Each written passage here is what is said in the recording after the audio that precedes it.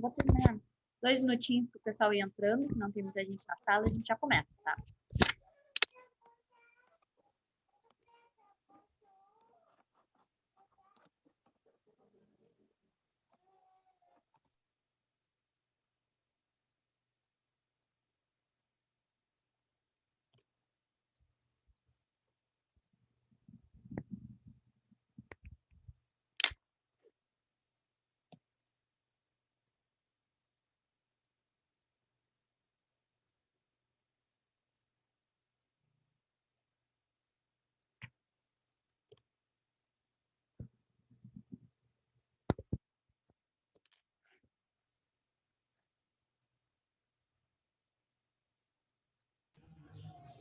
Boa noite, boa noite.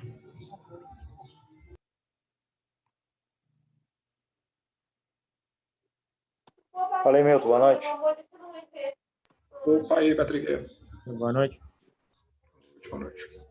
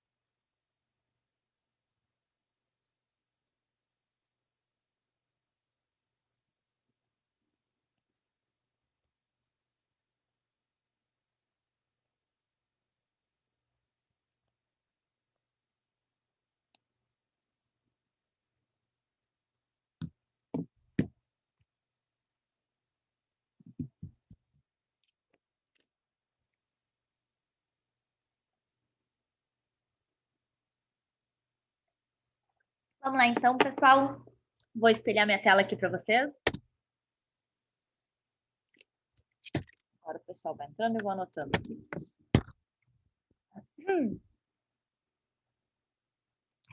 Estamos no finzinho da nossa disciplina já.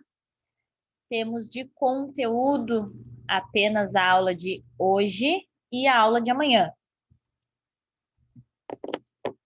Amanhã a gente negocia, o pessoal vai me perguntar sobre o tempo de prova, como é que vai ser, como é que não vai ser. Amanhã a gente faz as negociações finais do tempo, tá? Não se antecipem. Não vão ser o peru que morre de véspera. Deixa eu entrar o Bruno aqui. Alguém que está na sala não fez a primeira avaliação? Todo mundo fez? Tá. Bom, qual é o assunto de hoje? Hoje a gente vai falar sobre os processos especiais de conformação mecânica, tá? Nós já vimos todos os processos convencionais de conformação mecânica, né? Conversamos sobre todos, fizemos cálculos básicos de todos, tá? Exercitamos bastante. Com o desenvolvimento da tecnologia, então, vão aparecendo novos processos, né?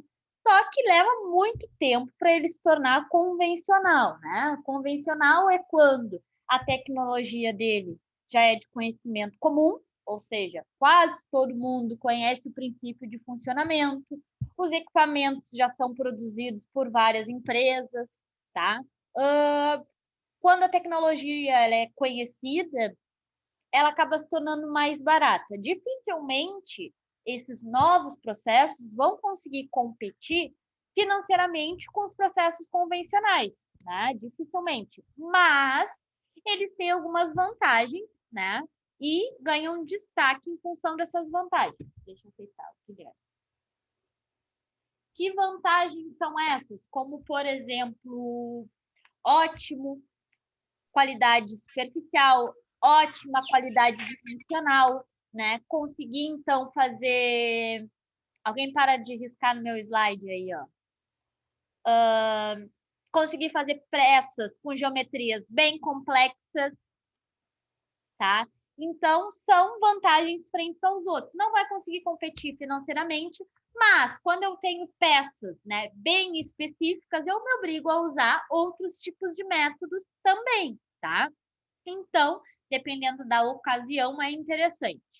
Se nós formos estudar todos os processos, né, especiais, vai ter uma gama grande, né? Alguns são bem protótipos ainda, né? Então, basicamente, são 3 aqueles que são especiais, né? Mas já é bem conhecido, né? E ó, tem outros experimentais, esses a gente não vai ver aqui. Se der certo, né? Vai entrar no mercado só daqui a uns anos, tá? Mas esses 3 aqui, eles já estão, né? Tendo o seu mercado, a tecnologia já está sendo mais ou menos conhecida e a gente consegue também entender bem o princípio, né? Conforme o pessoal vai utilizando, a tecnologia vai ficando mais barata, a gente vai utilizando outras peças, tá? E daqui a pouco já é um processo que vai ser usado em tudo que é indústria aí, tá? Isso serve para todos os tipos de processo, né? Os básicos, quando a gente fala de conformação e usinagem, os básicos a gente vai usar para sempre, tá, gente? Vai usar para sempre. Claro, né, que de uma maneira mais moderna, equipamentos mais modernos, mas o princípio de funcionamento vai ser o mesmo. A gente vai criando, então, processos um pouco novos para atingir, né, peças que a gente não consegue atingir com o convencional, com o basicão. Vamos lá. Hoje a gente encerra, então, a parte de conformação mecânica, tá? Que é cerca de 95% da nossa disciplina aqui. Amanhã a gente vai falar sobre a conformação de polímeros, tá? A gente já conversou sobre os materiais. Os polímeros estão ocupando um mercado, uma gama do mercado bem grande, tá? Hoje a gente está substituindo muita peça que antes era só feita de material metálico, hoje por polímero, né? E a gente tem que pensar os processos de usinagem e também de conformação desses polímeros, né? Em geral, esses processos, eles têm geração de calor. Eu já não consigo pegar o mesmo processo que eu usava em um metal e usar num polímero. Eu tenho que fazer algumas, né, modificações. Na verdade, quando a gente está falando de conformação, é mais fácil conformar o polímero do que um metal, né? E tem as suas características próprias. Amanhã a gente vai falar sobre isso e a gente vai encerrar, então, a nossa disciplina de sistemas e processos mecânicos. Nossa avaliação vai ser na segunda-feira, tá? Vamos ver os horários, aí o pessoal pediu um pouquinho mais de tempo, aí amanhã a gente negocia se a gente começa antes ou termina depois. Que mais? Isso. E quem não fez a primeira avaliação, a segunda chamada vai ser na terça. Se algum de vocês não conseguir fazer a avaliação, né, no meio de saúde ou trabalho, na segunda, a segunda chamada também vai ser na terça, tá? Mas vai dar tudo certo, terça-feira nós nos encontramos, segunda-feira. Vamos lá, então. Processos especiais de conformação mecânica.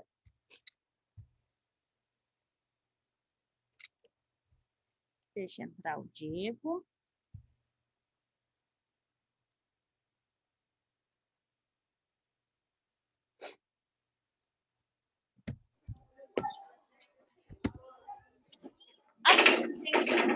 Foram abordados em sala de aula os mais diversos processos clássicos de conformação mecânica, os quais se baseiam em tração e compressão. Ei, Cauê. Oi. O áudio, Diego. Foi mal. Tá? De tração ou compressão para conferir uma forma a uma matéria-prima qualquer. A seguir, então, vão ser abordados processos de conformação que utilizam outro tipo de energia, né? Não a energia mecânica que a gente vinha falando. A partir dos princípios de funcionamento serem diferentes, né? Todos os processos que a gente viu utilizavam energia mecânica, algum tipo de esforço mecânico ali em contato com a minha peça, tá? O que eles têm em comum é isso. A gente vai ver processos que utilizam outros tipos de energia, tá? Para deformar os materiais, com as forças de fluido sob pressão, forças magnéticas e forças, né, de explosão. Vamos falar primeiro na conformação de fluidos sob pressão, tá? Desses 3 processos, esse é o que está sendo mais conhecido, tá? Está ficando relativamente comum em alguns casos. O nome técnico é conformação por fluido sob pressão, tá? Mas a gente pode chamar também de hidroconformação. Também é conhecido, né? Consiste na obtenção de peças metálicas por conformação a partir da aplicação simultânea de pressão hidrostática de um fluido, né?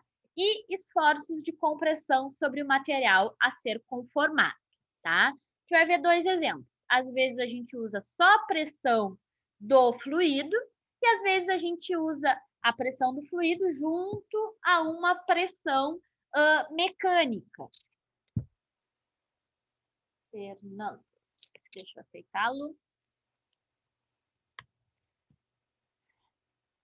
Vai aparecer aqui, pessoal, algumas citações, tá? Só porque quando a gente fala de processos convencionais, tá? A gente tem várias bibliografias, tá? Então, quando é uma tecnologia de conhecimento comum, a gente não precisa ficar falando sobre todos, quem criou, qual é a última bibliografia, citações, tá? Quando a gente está falando de assuntos novos, é interessante a gente citar as referências, tá?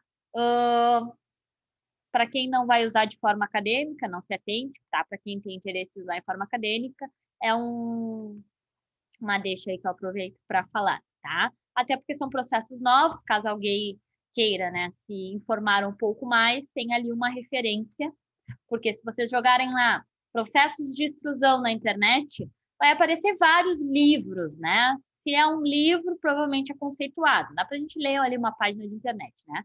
Mas um livro, uma publicação, vocês acham muita coisa. Quando a gente está falando de assuntos novos, não tem muita bibliografia, né? Tem 1 ou 2 pessoas falando, então como é que a gente vai saber se aquela pessoa está falando é verdade, se tem algum fundamento, tá? Então, a gente faz algumas referências aí. Voltei aqui sem querer. Espera aí.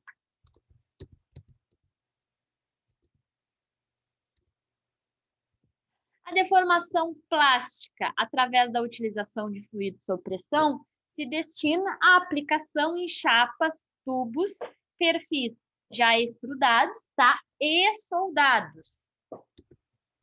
A hidroconformação é um processo relativamente novo, né? E se tornou viável após o avanço da informática, tá? Que possibilitou a simulação deste processo e também pelo desenvolvimento de sistemas hidráulicos de altíssimas pressões, né? Acima de 6.000 bar, tá? Sistemas hidráulicos com pressões altas, a gente já tem faz algum tempo, tá? Já faz algum tempo. Mas a grande dificuldade na hidroconformação, tá? É fazer um estudo da força necessária para conformar aquele material, tá? Quando a gente vem falando de forças de extrusão, forças de trefilação, a gente já tem um equacionamento bem antigo, tudo em função da resistência do material, né? De constantes, mas nesse meio é tudo novo, então é difícil de calcular. Foi a partir do avanço de uma área nada a ver com a nossa, né? Até ali, a informática conseguiu se desenvolver para fazer os estudos, né? Simular as forças necessárias de pressão para conseguir fazer a conformação, tá? Aí podem me questionar, mas a força de um fluido não daria para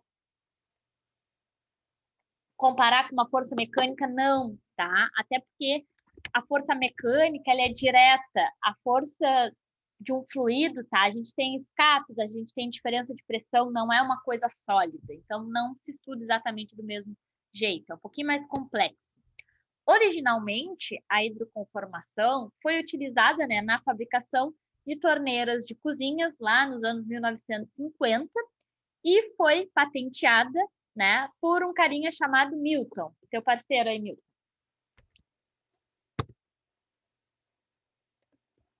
Através, então, da hidroconformação, é possível produzir peças das mais variadas formas complexas. Esse é o diferencial desse processo, que seriam impossíveis, né, de serem obtidas por processos convencionais.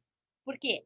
Basicamente, eu sempre tenho um agente, né, que realiza força, pulsão, um rolete, e tenho aquilo que a gente chama de força, né, a nossa matriz. Então, é difícil fazer uma matriz com uma geometria muito complexa. Consequentemente, também peças, né, com elevada rigidez em relação ao peso do material, tá? E um baixo custo em relação a peças soldadas ou estampadas. Algumas vantagens do processo de hidrocompressão, tá? Possibilidade de produzir formas complexas, alta reprodutibilidade, ou seja, a capacidade de produzir, né, em massa aquele produto com as mesmas especificações, né? Uma tolerância dimensional boa. Autocontrole na espessura da parede, tá? A gente está falando de controle dimensional. Mantém as propriedades mecânicas do material, eu não altero, né, mecanicamente as minhas propriedades. Quando que normalmente eu tenho a alteração das propriedades mecânicas do meu material, gente?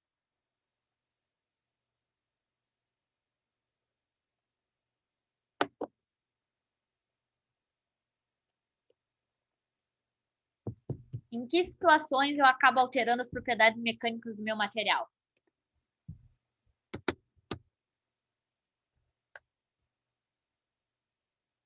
Quando tu faz algum trabalho a quente, por exemplo, para Quando eu faço algum trabalho aqui, aquecer uma exatamente. peça, para dobrar ela, Isso, tá? A tu altera as temperatura... moléculas dela e aí elas conseguem alterar a resistência. Isso, tá? Só vamos trocar moléculas por partículas. Mas exatamente isso. Processos que envolvem valores médios a altos de temperatura acabam mudando a microestrutura, as propriedades do material, tá? Exatamente. Enquanto os trabalhos a frio, né, acabam encruando e endurecendo, tá? E são características tem que estar bem claras para a gente com formação. O que os processos a quente acarretam e o que os processos a frio acarretam, tá? E produzir, né, protótipos simples e baratos. Boa qualidade superficial, né? Deixa eu aceitar o Lucas aqui. Como que o que eu tenho contato, né, um fluido, ele não tem uma superfície porosa como outro metal, como um pulsão, né? A qualidade superficial é bem boa. Otimização de projetos devido à redução de peso. As ferramentas podem ser utilizadas para diferentes espessuras de chapas, né? Vai depender a quantidade de fluido e a pressão, né? A minha ferramenta, então, é variante. Melhor aproveitamento do material. Redução nos custos da produção em alta escala, tá? É um campo ainda que isso é mais teórico, né? A redução de custos em alta escala, porque nós ainda não temos uma produção em alta escala desse tipo de processo, tá? Os equipamentos são caros para introduzir numa empresa, né? E como é algo novo, vai sendo introduzido aos poucos, né? Ninguém vai pegar os seus equipamentos que antes eram feitos por estampagem, jogar fora e comprar todos os equipamentos, né, por hidrocompressão. Então, acaba comprando um para ir suprindo a quantidade que falta, tá? E vai aumentando. Ainda não tem alta produção com esse tipo de processo. Desvantagens, tá? Alto custo inicial. Sempre que a gente tem um alto custo inicial, alto custo do equipamento, né? Para compensar, eu tenho que ter uma produção em massa. Lentidão no processo, não é um processo muito rápido. Se a gente for comparar com a estampagem mesmo, tá? A estampagem é muito rápida. Em contrapartida, né? A estampagem gasta muita energia, tem muitos esforços que atuam sobre ele. A energia gasta pelo fluido é bem menor do que a energia gasta por força mecânica, tá? Só que isso vai compensar só com o tempo. E exigência de um autoconhecimento teórico, né? Diferente dos processos convencionais, que a gente encontra vários profissionais, não tem muitos profissionais que já trabalharam com isso, né? Então, acaba tendo que ou qualificar uma pessoa, ou, né, se encontra uma dificuldade em achar alguém qualificado já no mercado, tá? Se a gente for trabalhar com extrusão, vários profissionais têm bastante conhecimento da área, entre todos os outros processos. Esse é um esquema, tá? De uma geometria simples, mas só para a gente visualizar mais ou menos como é que é o processo, tá? Esquematicamente, então, ele corre da seguinte forma. Eu posso ter, esse é só por força fluídica, tá? Eu não tenho uma força mecânica. Posso ter, vou mostrar para vocês, mas esse é só com a força do fluido, tá? Eu vou ter a minha matriz aqui embaixo, vou ter, digamos que, a minha tampa, onde vai ficar o sistema hidráulico, tá? Coloca ali a minha chapa. Depois de colocar a minha chapa, selo o meu sistema, né? Encho ele com o meu fluido, pode ser água, normalmente água, pode ser outros, tá? Só que se eu estou fazendo peças muito grandes, normalmente outros acaba sendo mais caro. Encho, então, a minha área e vou aumentando a pressão, tá? Essa pressão tem que ser maior que a resistência do material. E ele acaba conformando o material, tá? O material se obriga a se conformar em torno, né, da matriz, que nunca vai ser conformada pela pressão hidrodinâmica, tá? Ela tem uma altíssima resistência, e quem acaba se conformando é a minha chapa. E ela cria, então, a forma que eu tenho a minha matriz. A ideia do processo é bem simples, tá? O difícil desse processo é a implementação. Conseguir altos valores de pressão hidrodinâmica, conseguir uma boa selagem do meu equipamento, tá? Acontece muitas... Estamos escutando? Estamos escutando? Acho que caiu. Eu estou escutando. Sim, sim. Acontece vazamentos, tá? O controle do sistema, o controle do processo que é difícil. As peças hidroconformadas mais complexas são obtidas através de tubos previamente dobrados que serão submetidos à pressão interna no interior da ferramenta, tá? Esse aqui é o mais simples. A gente tem uma chapa, a gente submete ela à pressão hidrodinâmica e ela conforma. Quando a gente quer geometrias bem complexas, a gente pega um tubo, tá? Resumidamente, pega um tubo vazado, né? E a gente vai botar pressão dentro desse tubo e vai fazer com que ele se expanda dentro de uma matriz. E ele vai criar a forma geométrica dessa matriz, tá? Algumas peças não apresentam variação de comprimento, somente modificações nas suas seções transversais, tá? Ou seja, o videozinho que eu trouxe é um tubo, já que vai ser preenchido por fluido, né? E ele vai ter a pressão hidrodinâmica. Ele não vai ter alteração no seu comprimento, apenas na seção transversal, né? Ele era um tubo inteiro, com o mesmo diâmetro, e algumas áreas ali vão se mudar. Nesse caso, a compressão das extremidades é feita somente para garantir a vedação do fluido, né?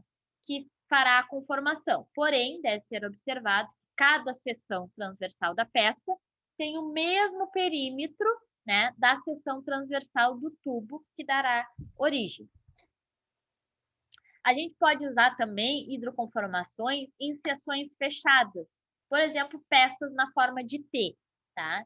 Esse processo ele pode ser para expandir pré-formas ocas, né, em tubos com uma ou duas aberturas. Para tal, né, utiliza-se a emulsão de média compatibilidade que é injetada em uma matriz fechada, tá? O meu fluido, ele tem que ser compatível com o meu material, né?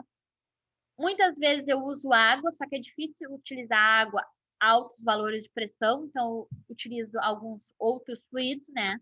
Só que eu tenho diferentes ligas, eu tenho que ver se o meu fluido não tem incompatibilidade com o material áudio, com o material, tá, que eu estou conformando. Como equipamento, tanto podem ser utilizados prensas especiais, como hidráulicas comuns, né, desde que sejam robustas para chegar a altos valores de pressão. Esse processo, então, consiste no fechamento da matriz de uma pré-forma oca, seguido, né, do deslizamento de 1 ou 2 furos para dentro dessa minha matriz, né, vedando uma ou as 2 saídas dessa pré-forma. Logo, após simultaneamente os cilindros de compressão empurrarem o material e a pressão interna começa então a subir, mudando a forma deste tubo. Nesse instante, o cilindro contra pressão evita que ocorra uma redução excessiva na espessura, né, excedendo uma força contrária na direção de expansão, tá?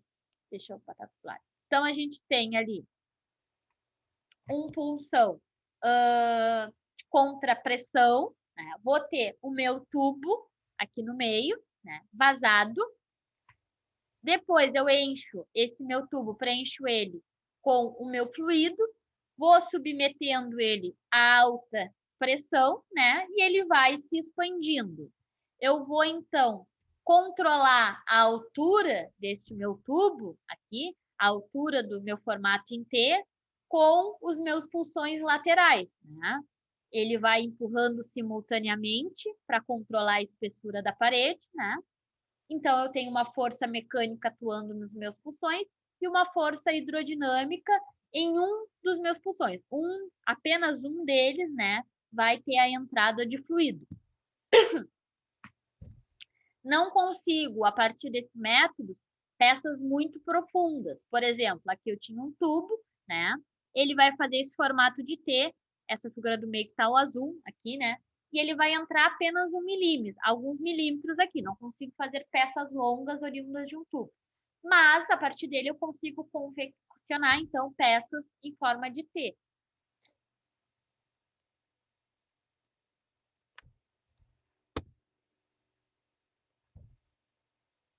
Para evitar a conformação de regiões com paredes finas, pode-se pressionar o material utilizando-se furos, né? Porém, essa técnica não é aconselhável para peças muito complexas, né? Para evitar que pontos da minha peça fiquem com uma espessura muito fina, eu posso utilizar alguns furos, tá? Mas isso são só para peças com geometrias mais simples, como, por exemplo, essa aqui em forma de T. A conformação por fluido, também conhecida por conformação hidrodinâmica, ela é similar ao embutimento profundo com prensa mecânica, né? Que é uma matriz, a gente viu o embutimento, é uma matriz em uma câmara fechada de fluido hidráulico com capacidade, né, média de transmissão controlada à pressão. O processo é adequado para fabricações de peças cônicas e que necessitam de embutimento profundo, gerando peças com profundidade de 2 até 7 vezes maior que o processo convencional e com qualidade superior também. Tá? Esse processo pode ser executado utilizando o próprio Blank para fazer o isolamento do fluido hidráulico. Tá? Às vezes eu tenho uma prensa, vou ter a minha base, onde vai ser a minha matriz, tá? E quem vai isolar a parte superior da minha prensa com a parte inferior vai ser o próprio Blank. Tem um exemplo aqui, ó.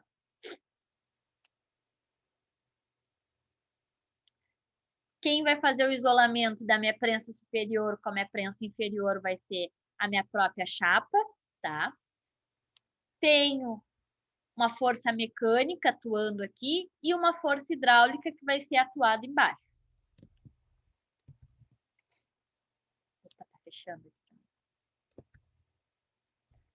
Que defeitos que podem acontecer nesse tipo de processo? Pode acontecer a flambagem, o enrugamento, tá? Ocorre em tubos com mais frequência nas zonas de expansão, tá? Como, por exemplo, aquele tubo ali que eu expandi e tornei uma peça T, tá? Quando o deslocamento dos cilindros axiais for muito rápido, tá? o nível da pressão interna associado. Então, eu posso ter um enrugamento de algumas paredes, né, da minha peça. A fricção pode ocorrer tanto em tubos como em chapas e é provocada pelo estiramento excessivo, tá? Quando eu expando muito uma peça, isso é mau dimensionamento, né, da espessura da minha chapa.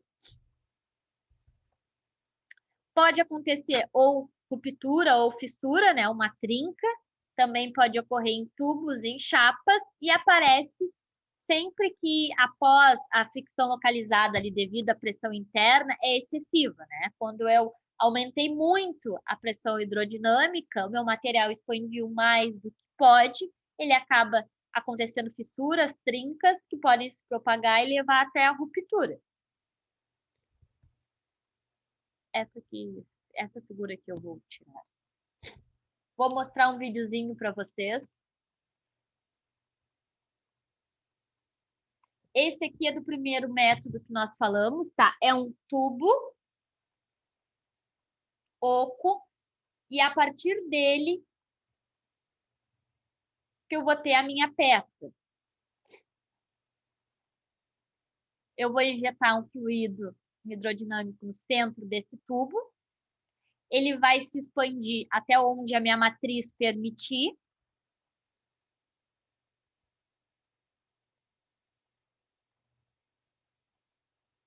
E vai criar a geometria delimitada pela matriz. Normalmente, peças que eu faço por esse tipo de expansão hidrodinâmicas, eu acabo retirando essa extremidade que vai sobrar aqui, né? Tenho que ter uma parte de um tubo só para fazer a entrada e a saída do fluido, posso tirar ela posteriormente por usinagem.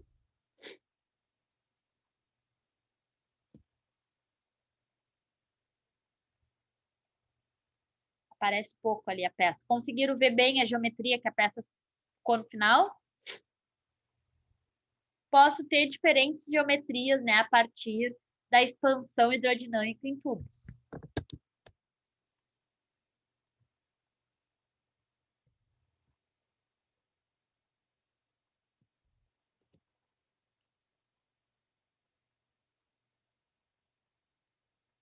Esse já vai ser uma prensa. Reproduz peças a partir de chapas. Reparem que ele utiliza a força hidrodinâmica aqui em cima, ó, conforme vai aumentando, a pressão vai ficando em vermelho, mas também usa um esforço mecânico, tá? Por que que depois que diminuiu a pressão aqui, a minha chapa, ela criou... Repararam que ela... Deixa eu voltar um pouquinho aqui.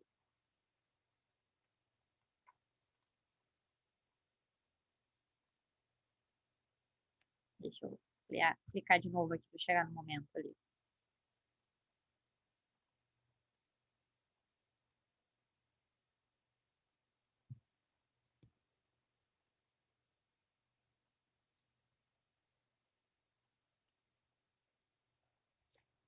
Que é a vedação, né, do meu sistema.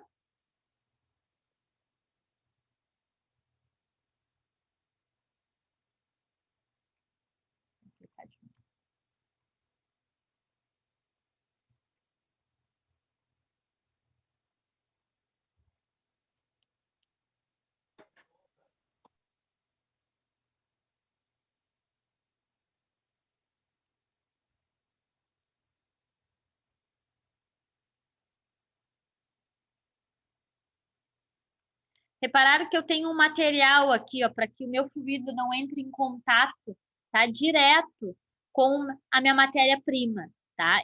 Isso daqui vai ser uma chapa, tá, de um outro material com alta elasticidade. Repararam que, quando submetida à pressão, ela criou a forma da minha peça, mas conforme diminui a pressão, ela volta, né, à sua geometria original. Ela tem um alto valor, né, de elasticidade.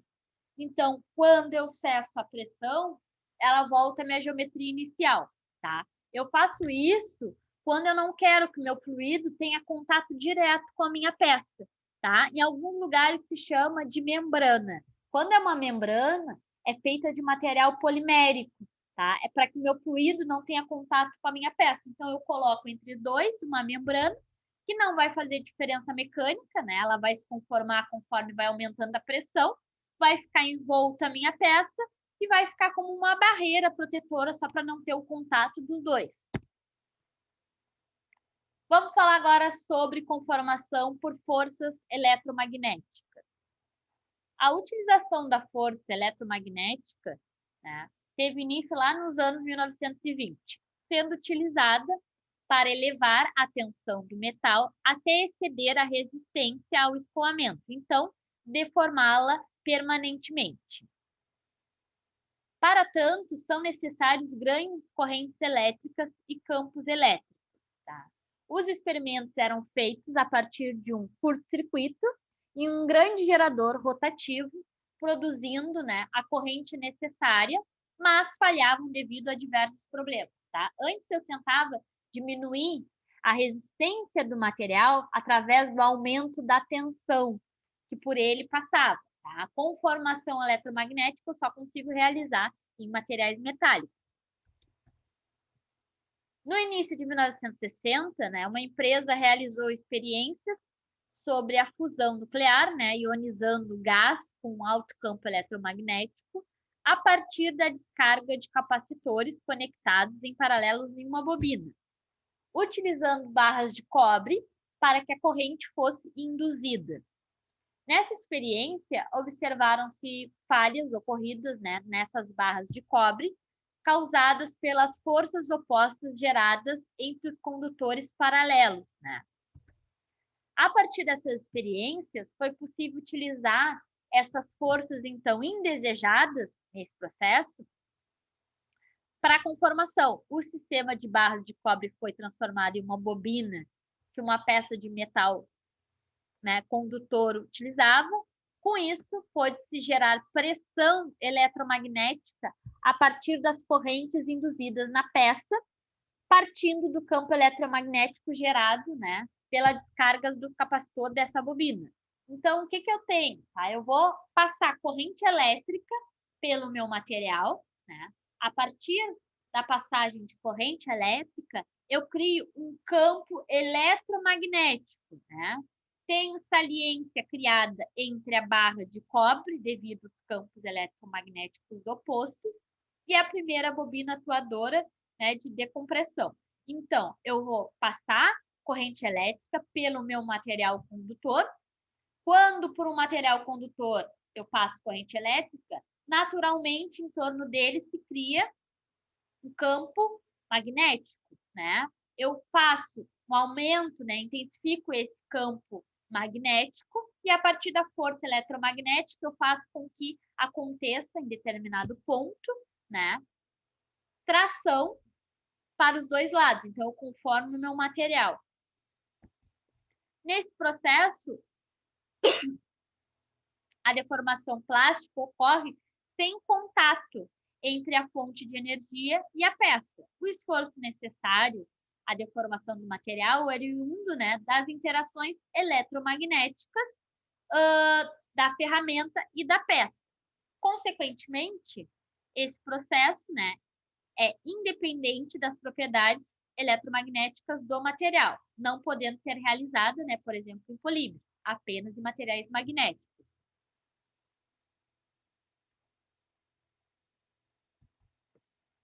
Dentre os materiais utilizados, se destaca, né, o alumínio, o cobre, que é altamente condutor magneticamente, o aço e os metais preciosos, né, os quais devem possuir sempre que possível uma resistividade elétrica inferior, né, a 15 micro-ohms vezes centímetros. O processo ele ocorre a partir dessa sequência, né? O interruptor de carga é acionado, carregando os meus capacitores.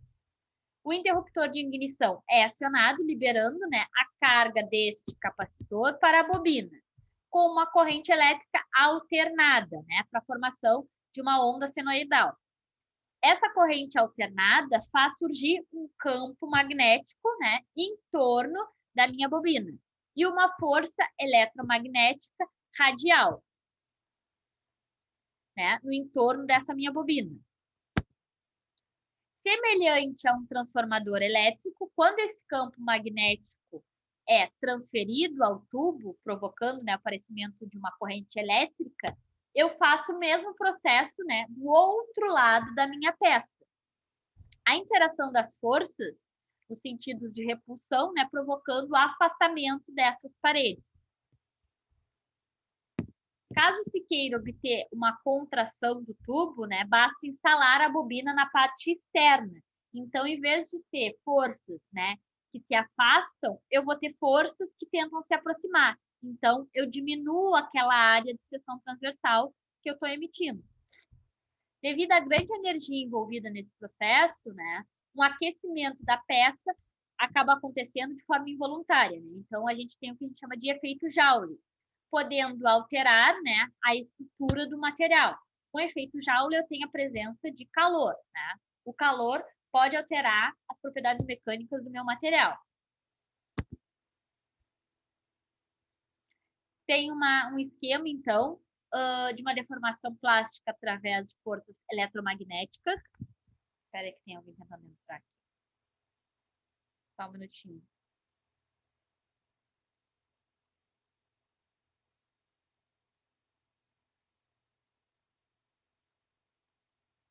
Só um minutinho, pessoal, por favor.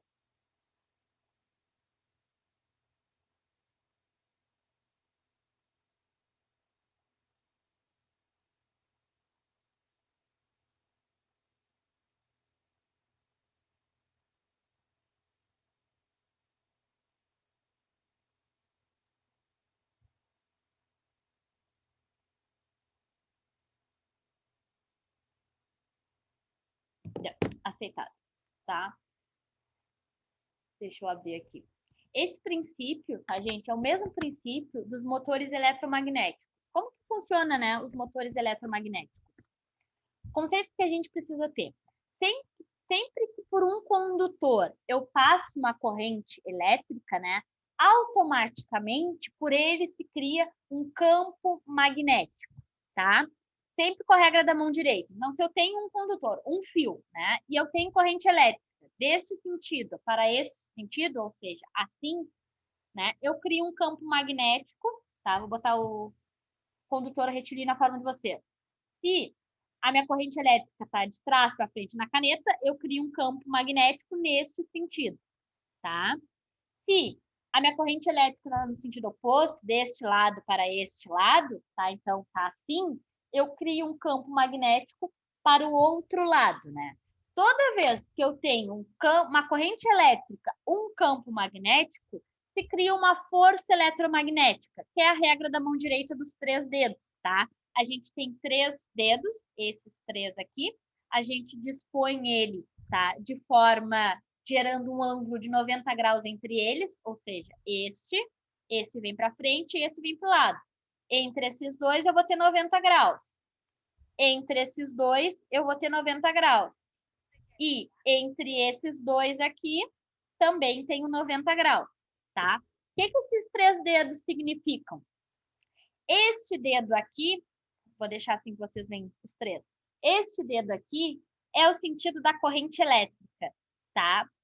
Este dedo aqui, o dedão, é o sentido do campo magnético. E este aqui é da força eletromagnética, tá? Então, eu tenho uma força eletromagnética. Com apenas uma, eu não faço nada, tá?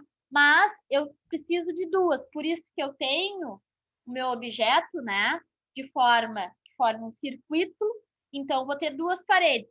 Se eu passo corrente, né? Deste lado para este lado, aqui vai se criar uma força assim, e deste lado oposto vai criar uma força assim. As minhas forças eletromagnéticas, tá?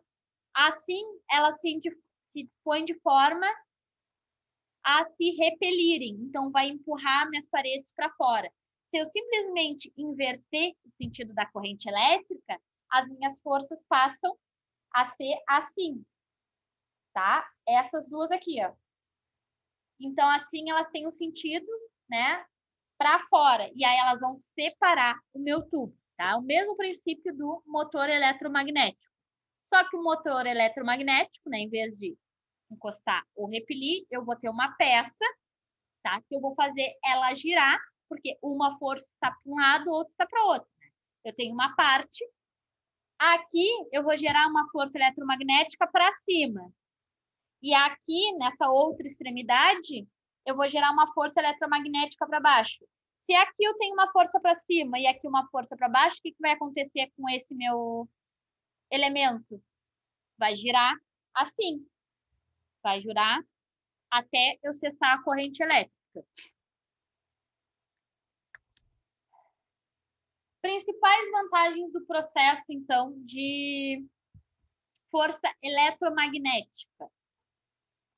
O custo da ferramenta é baixo, tá? As ferramentas são mais flexíveis quanto à forma. As deformações ocorrem, né, de forma uniforme e eu tenho alta qualidade do produto final. Tá? Principais desvantagens. A durabilidade da bobina é crítica, né, porque eu trabalho com altos valores de corrente, então a bobina acaba se deteriorando com facilidade. É um processo inseguro, né, porque se eu estou trabalhando com altos valores de corrente, eu também tenho altos valores de tensão.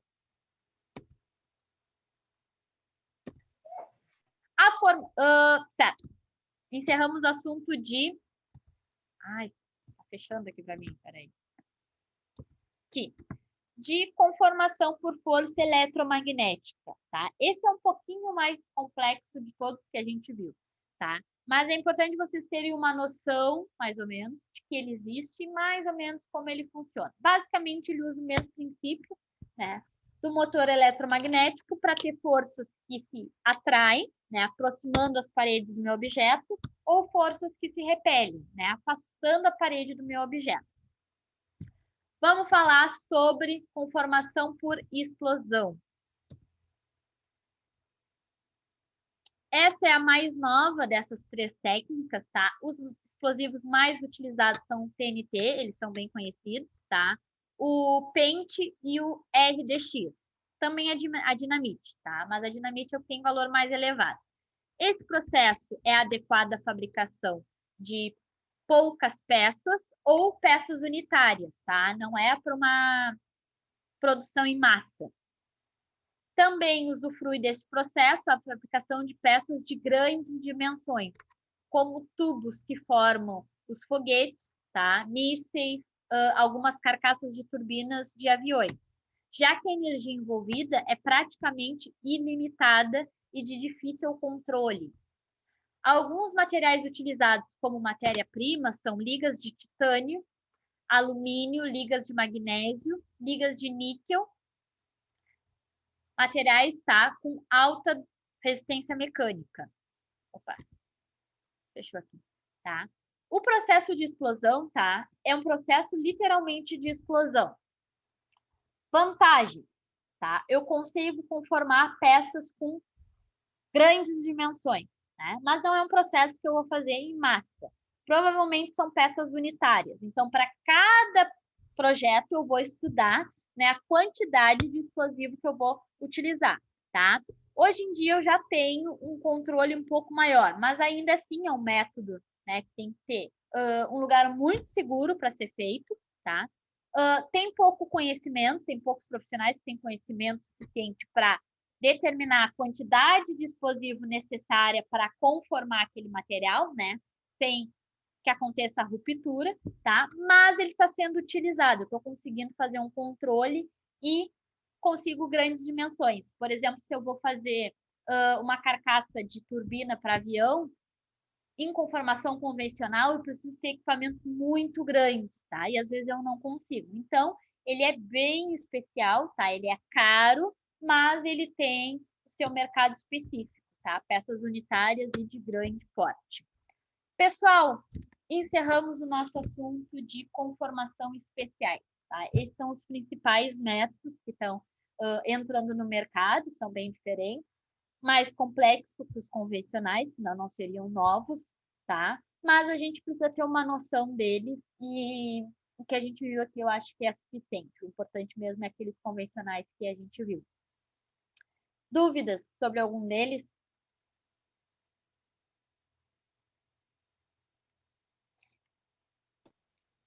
Não, tudo tranquilo. Mais ou menos. Posso perguntar tudo sobre o processo eletromagnético? Não, deixa para outro dia. Deixa por isso que eu sei que o pessoal faz assim com eletromagnético, tá? Não, ele é mais complexo, gente. Ele é mais complexo que os outros, né?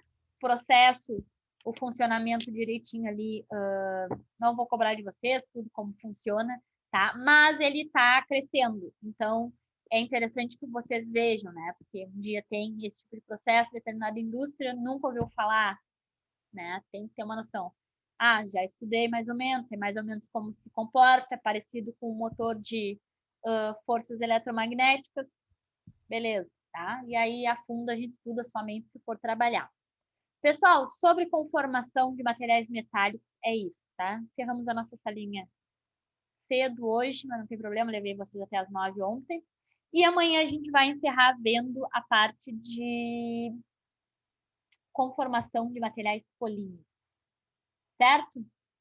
Então tá, pessoal. Boa noite para vocês, bom descanso para vocês mais cedo. Amanhã a gente se vê, o último dia de conteúdo, e aí a gente encerra nosso conteúdo e conversa sobre como é que vai ser as regras da prova lá. Tá? Boa noite para vocês, então. Beleza, boa noite. Boa noite, Boa noite, pessoal. valeu, obrigado.